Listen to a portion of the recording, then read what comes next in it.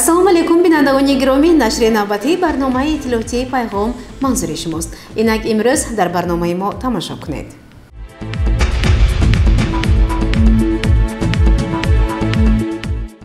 дар асоси нақшаи кории мақомоти иҷроияи ҳокимияти давлатии шаҳри Панҷакент ҳар моҳ санаи 14 мулоқоти раиси шаҳри Панҷакент Абдухолиқ Холиқзода бо соҳибкорон гузаронида мешавад.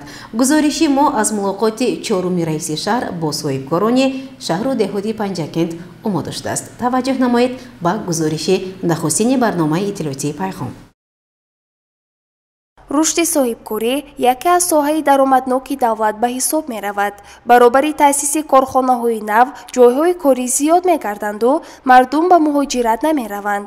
дар баробари ин саҳми соҳибкорон дар ободиву пешрафти диёр бештар ба назар мерасад. вобаста ба рушди соҳибкорӣ дар шаҳру деҳоти Панҷакент раиси шаҳр Абдухолиқ Холиқзода бо соҳибкорон мулоқот доир менамояд ки ин бори аввал набуда балки маротибаи 4 мебошад. ин навбат мулоқоти раиси шаҳр Холиқзода Абдухолиқ бо соҳибкорони шаҳру деҳот дар толори калони мақомоти иҷроии ҳокимияти давлатӣ баргузор гардид. нахуст муовини раиси шаҳр Дӯстбойзода Хисрав оид ба нақшачорабиниҳо ва супоришҳое ки дар вохӯрии гузашта зикр гардида буд маълумот пешниҳод кард.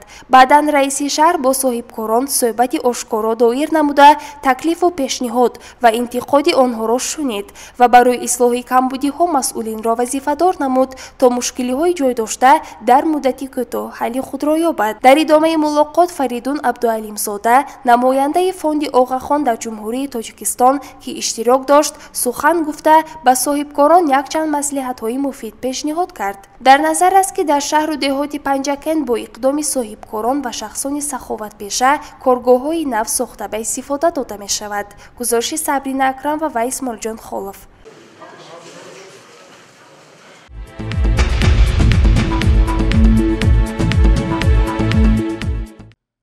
аъзои гурӯҳи таблиғотии мақомоти иҷроияи ҳокимияти давлатии вилояти Суғд земни мулоқоту суҳбатҳо моҳияту мақсадҳои созандаи паёми асосгузори сулҳу ваҳдати миллӣ пешвои миллат президенти ҷумҳурии Тоҷикистон муҳтарам Эмомалӣ Раҳмонро мавриди тарғибу ташвиқ қарор доданд.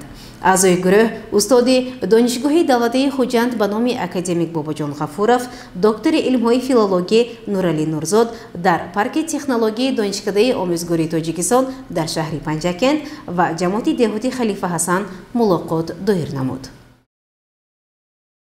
дар парки технологияи маърифатпарвар дар назди донишкадаи омӯзгории Тоҷикистон дар шаҳри Панҷакент мулоқоти аъзои гурӯҳи таблиғотии мақомоти иҷроияи ҳокимияти давлатии вилояти Суғд, устоди донишгоҳи давлатии Хуҷанд ба номи академик Бобоҷон Ғафуров, профессор, доктори илмҳои филологӣ Нуралӣ Нурзод бо дӯзандагони ин коргоҳ баргузор гардид.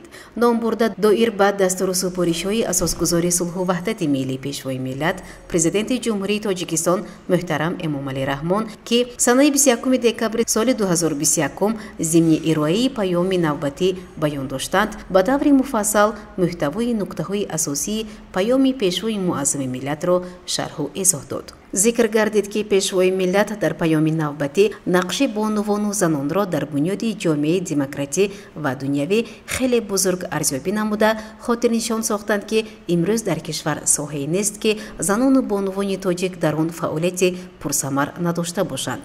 имрӯз мо занро ҳатто дар мақомоти ҳифзи ҳуқуқ ва қувваҳои мусаллаҳи кишвар низ мебинем ки софдилонаву содиқона ва мардонавор ба модар ватан хизмат мекунанд. дар паёми навбатӣ роҳбари давлат омадааст ки саҳми занон дар рушди соҳаҳои илму маориф ва тандурустии мамлакат то рафт афзудааст. имрӯз дар соҳаи маорифи кишвар 73% ва тандурустиву ҳифзи иҷтимоии аҳолӣ қариб 68%ро занону бонувон ташкил медиҳанд.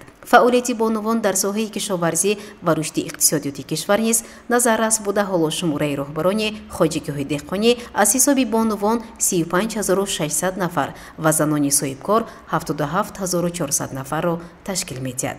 ҷудо намудани қарз яке аз василаҳои беҳтар намудани шароити иқтисодии занон ва оилаҳо мебошад. соли 2020 ба занону бонувони соҳибкор ба маблағи 2 миллиарду 100 миллион сомонӣ қарз дода шудааст. ҳукумати мамлакат ташаббусҳои занону бонувони кишварро минбаъд низ дастгирӣ карда ба хотири ҷалби бештари онҳо ба вазифаҳои роҳбарикунанда тадбирҳои иловагиро амалӣ мегардонад.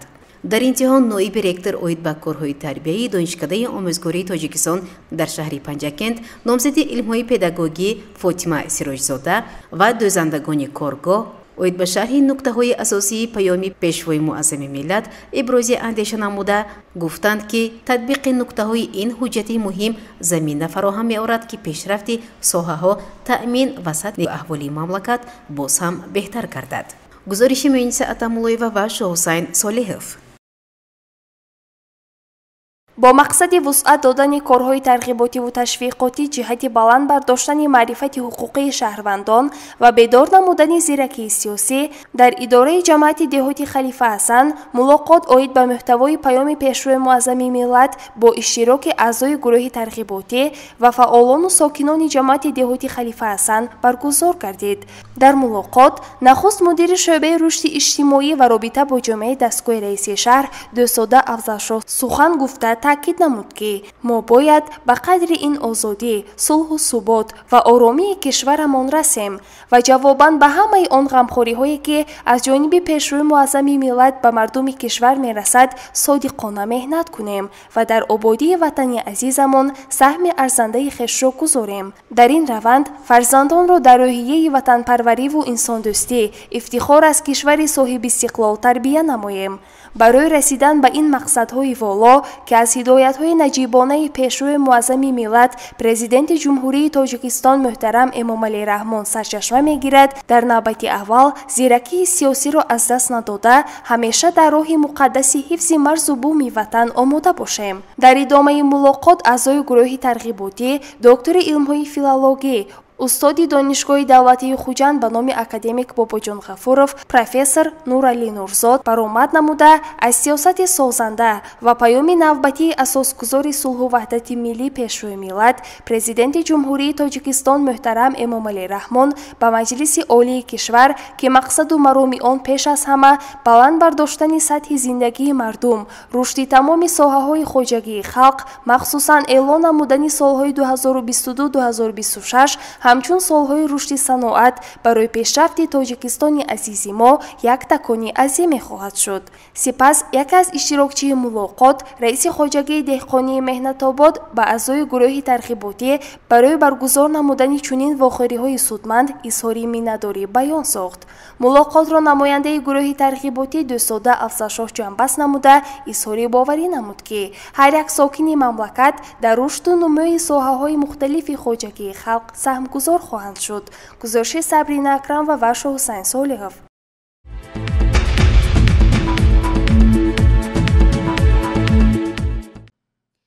идомаи барномаи иттилоотии Пайғом. мизоҷони ширкати як такси барои бештар истифода намудан аз хизматрасониҳои ин ширкат бо тӯҳфаҳо сарфароз гардиданд. аз 15 декабр то 15 январ ширкати як такси иқдом гирифта буд ки аксияи солинавӣ гузаронад. имрӯз бошад дар кохи лоиқ ҷанбасти ин аксия аст ва киҳо соҳиби тӯҳфа мегарданд мо шоҳид мегардем. қариби як сол аст ки ширкати як такси дар Панҷакент фаъолият дорад. дар ин муддат тавонист хизматрасонии хубро пешкаши мизоҷон гардонида боварии сокинони шаҳри Панҷакентро соҳиб шавад. ҳанӯз 15 декабр аксияи соли навӣ эълон гардида буд. имрӯз санаи 15 январ дар вазъияти тантанавӣ ҷанбаст гардид. дар аввал аз ҷониби роҳбарияти ширкат дар Панҷакент раис Расулов ронандагоне ки хизматрасонии босифатро пешкаши мусофирон намуданд қадрдонӣ карда шуданд. ман ронандаи як такси Сувонов O'lmas Qarshiyevich мебошам. Чақадар буд? Чақадар вақт буд? 95. Қариб як сол мешад ки ман ба ширкати як такси кор мекунам. Сабаби ҳамин чиза гирифтан мумкин ки аз тарафи клиентҳо бошад ки мо хизматҳои шуона карагем از سبب همین ممکن یکون کلینت ها کتیم سال تیومان با نرفتگیم نقص خدمت کردیم. мусофироне ки фаъол буданд ва дар муддати як моҳ аз 50 то 100 маротиба аз хизматрасонии ширкати як таксӣ истифода карданд соҳиби тӯҳфаҳо аз қабили смартфон, телевизор ва дигар ашёҳои рӯзгор гардиданд. Мамам Гулчера аз як такси ҷудо истифода мебарам. Таксиҳо ҷудо ҳам хушмуомила. Вақт аз оне ки телефон мекунем ҳамин сразу медонем. куҷое меистем хушмуомила меистам. коро мебуд мекунем бо назди хонум овра мемонам. бозори караги бошем ёрдам метиҳанд. мо ҳама вақт бо як такси мо мехоҳем ки як такси бо зиёдтар шавад. халқ ба хизмат расонанд. халқам бо як такси бошад. хуб шумо интизор будед ки телевизор мебуред? ман интизор набудам. ҷудо ҳам хурсанд шудам. раҳмат барои ташкилототон. бо ман мехоҳам ки айнизам зиёдтар ташкил кунедону ҳама халқ ба ҳамин як таксисто шавад. ман ҳусейнов муроҷон аз шаҳри душанбе ин газхона мешавад. ман хурсам ки якум ҷоро гирифтам. барои ҳамин раҳмати калон шумо.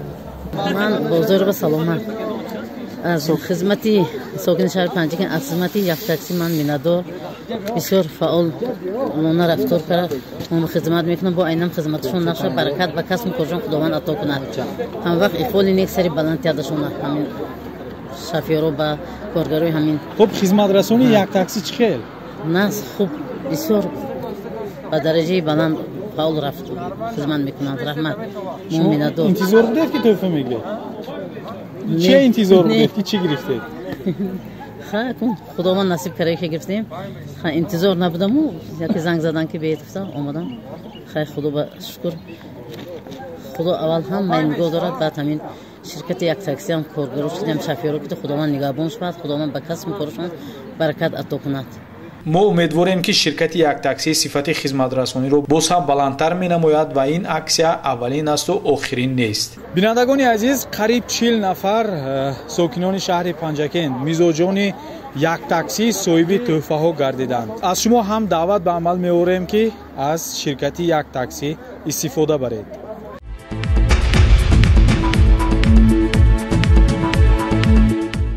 тамошобинони гиромӣ, ин буд барномаи иттилоотии пайғом. то барномаҳои навбатӣ сарбаланду саломат бошед. хайр.